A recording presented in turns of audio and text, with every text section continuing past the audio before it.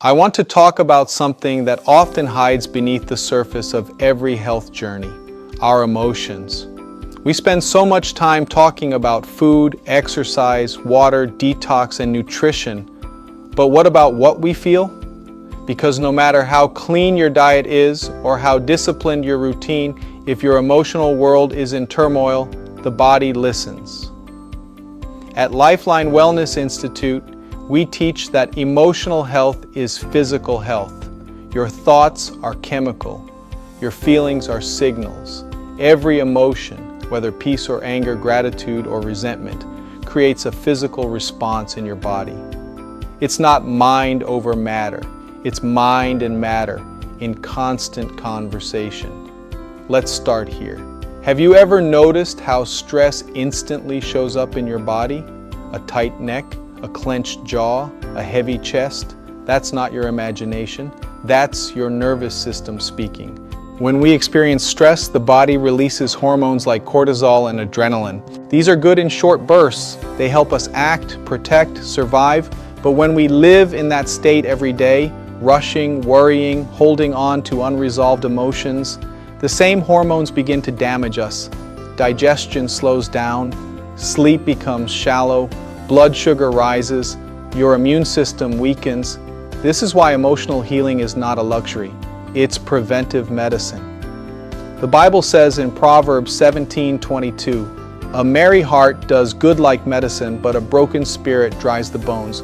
That verse isn't poetic coincidence. Science now confirms it. Long-term resentment, guilt, or grief can quite literally weaken your immune system. Meanwhile, forgiveness, gratitude, and joy strengthen it. At Lifeline, we've seen this countless times. I remember a participant who came in struggling with chronic acid reflux. She'd tried everything, medications, diet changes, supplements, but the pain persisted. One evening during the emotional health class, she stood up and said, "I realize I've been holding resentment towards someone for years. I thought it was gone, but it's still here." That night, she decided to release it, not for them, but for herself. The next day, she told us, "For the first time in months, I slept without that burning in my chest." That's the power of letting go. It wasn't the food, it was the feeling. Now let's explore what emotional health really means. It doesn't mean you never feel sad or angry. It means you understand your emotions, listen to them, and respond instead of reacting. It means you have space between what happens to you and how you choose to handle it. That's emotional maturity, that's strength. So, how do we cultivate that kind of strength? Let me give you 5 simple principles, 5 emotional remedies that align with our natural laws of health. 1. Awareness.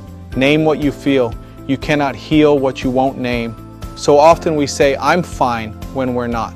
Start checking in with yourself. Pause, breathe, and ask, what am I really feeling right now? You can use the mood meter in the Lifeline Wellness app for this. Label your emotion, tired, anxious, lonely, peaceful, and then write a small reflection. Awareness is the first step to release. 2. Expression. Let it flow. Don't let it fester. Emotions are like water. If they flow, they clean you. If they stagnate, they poison you. Find a safe outlet. Journaling, prayer, a walk, music, a trusted friend, or your care partner. Crying is not weakness, it's a detox. So is laughter. Even a 10-minute walk in nature can help emotions move through you instead of getting trapped in you. 3. Forgiveness. Not forgetting, but freeing. Holding on to resentment is like drinking poison and expecting the other person to suffer. Forgiveness is a choice to stop reliving your own pain. It's not about approving what happened, it's about reclaiming your peace. Sometimes the person you most need to forgive is yourself. At Lifeline, we see this over and over. Once someone truly forgives, their body starts to heal faster, because emotional baggage is physical weight too. 4. Gratitude. The great mood reset.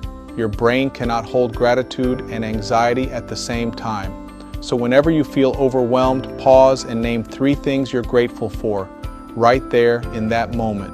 Gratitude rewires the brain to look for what's right instead of what's wrong. It doesn't change your situation instantly, it changes you, and that changes everything. 5. Connection. Heal through relationship.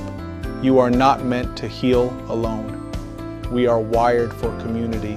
That's why our programs include group sessions and the community section in the Lifeline app to share wins, struggles, prayers, reflections. When you share your story, someone else feels seen. When they share theirs, you feel understood. That exchange is medicine. Now let's tie this back to the body.